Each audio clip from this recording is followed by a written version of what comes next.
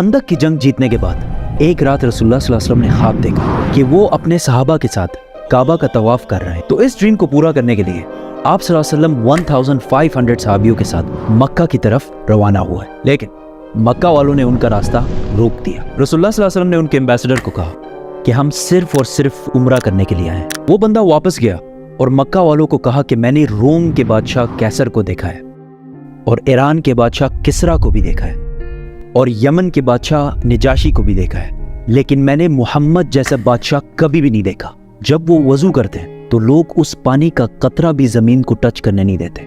ایسے آدمی اور ایسے فالوور سے لڑنا امپاسبل ہے. میں تو کہتا ہوں ان کی بات مان لو، لیکن آف کورس انہوں نے بات نہیں مانی.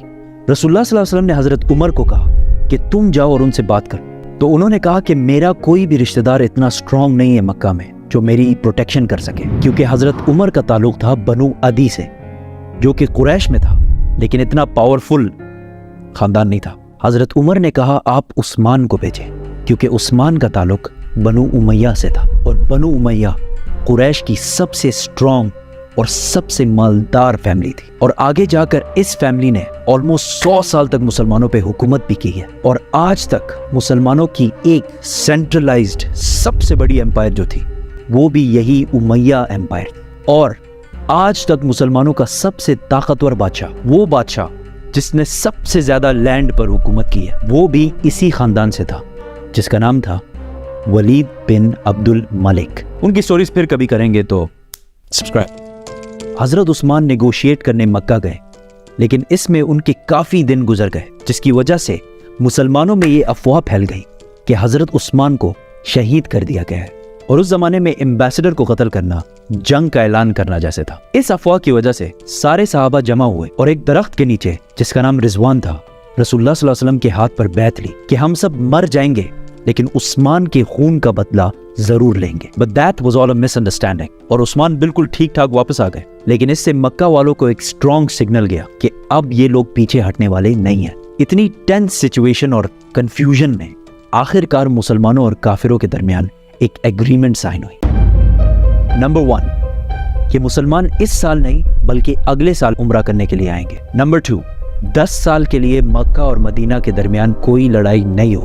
نمبر 3 اگر مدینہ سے کوئی آدمی مکہ جائے اسلام چھوڑ کر تو اسے کچھ نہیں کہا جائے گا، لیکن اگر مکہ سے کوئی آدمی مدینہ جائے اسلام قبول کر کے تو اسے واپس کرنا ہوگا. کسی بھی صحابی کو یہ ایگریمنٹ پسند نہیں آئی، کیونکہ اس میں تو کلیئرلی لگ رہا ہے کہ مکہ والے بدماشی کر رہے ہیں. لیکن رسول اللہ صلی اللہ علیہ وسلم نے ان سارے صحابیوں کی رائے سائڈ پہ کر کے اس ایگریمنٹ پر مہر لگا لی. جو بندہ مکہ کی طرف سے اس ایگریمنٹ کو سائن کر رہا تھا، جیسے یہ ایگریمنٹ سائن ہونے لگی اس کا خود کا بیٹا مکہ سے بھاگ کر اسلام قبول کر کے یہاں پہنچ گیا، لیکن رسول اللہ صلی اللہ علیہ وسلم نے اس کو واپس کر دیا. وہ صحابی ابو جندل روتا رہا، چیختا رہا کہ مجھے ان ظالموں کے پاس واپس مت بھیجو، لیکن a deal is a deal. اس کو واپس کر دیا گیا. کافی لوگ ایسے آنے لگے اور سب کو واپس بھیجا گیا. ایک دفعہ ایک عورت بھی مکہ چھوڑ کر مدینہ آئی، لیکن اس عورت کو واپس نہیں کیا گیا کیونکہ مکہ والوں نے معاہدے میں ایک غلطی کی تھی، اور اس معاہدے میں لکھا تھا کہ اگر کوئی آدمی مکہ سے مدینہ آئے تو اسے واپس کیا جائے گا. آدمی، عورت کا تو کسی نے کچھ نہیں کہا. اور اس طرح کوئی آدمی اگر اسلام قبول کر کے مدینہ آئے تو اسے واپس کر دیا جاتا تھا، لیکن اگر کوئی عورت آئے تو اسے مزے سے رہنے دیا جاتا. ایسا سسٹم چلتا رہا. آخر ایک شخص آیا، ابو بصیر. رسول اللہ صلی اللہ علیہ وسلم نے اس کو بھی واپس کیا، لیکن وہ کسی طرح وہاں سے بھاگ کر مکہ اور مدینہ دونوں کو چھوڑ کر ادھر ان the middle of nowhere رہنے لگا. آہستہ آہستہ بہت سارے لوگ مکہ سے مدینہ جاتے اور مدینہ سے انہیں واپس بھیج دیا جاتا، لیکن وہ مکہ کے بجائے ادھر ابو بصیر کے ساتھ رہنے لگے. اور یہاں آہستہ آہستہ ایک پورا ٹاؤن آباد ہو گیا، اور ان کی لوکیشن اتنی پرفیکٹ تھی کہ یہ مکہ اور شام کے درمیان جو ٹریڈ کا راستہ تھا بالکل اس کے پاس آباد تھے. تو انہوں نے آہستہ آہستہ مکہ والوں سے اپنا بدلہ لینا شروع کیا. اس ابو بصیر کے ٹاؤن کی وجہ سے مکہ والوں کا ملینز اینڈ بلینز کا نقصان ہونے لگا. آخر کار مکہ والوں نے تنگ آ کر اس ایگریمنٹ کا 3rd پوائنٹ، جو انہوں نے خود بڑے خوش اور پاورفل ہو کے ڈالا تھا، خود ہی کہا کہ بس اس کو ختم کرو. اور کہا کہ آج سے اگر کوئی آدمی مکہ سے مدینہ جائے تو اسے پلیز مدینہ میں بہت اچھے طریقے سے رکھو. اور آہستہ آہستہ یہ ایگریمنٹ ان کے گلے میں پھنسنے لگی. معاہدے کا دوسرا پوائنٹ یہ تھا کہ 10 سال تک کوئی بھی لڑائی نہیں ہوگی. تو رسول اللہ صلی اللہ علیہ وسلم نے اس کا فل فائدہ اٹھاتے ہوئے عرب سے باہر جو دنیا کے باقی ایمپائرز اور سپر پاورز تھے ان کو اسلام کی دعوت دینا شروع کی. تو ایک لیٹر گیا حبشہ, آج کے زمانے میں ایتھیوپیا. دوسرا لیٹر گیا رومن ایمپرر ہرکل ہراکلس.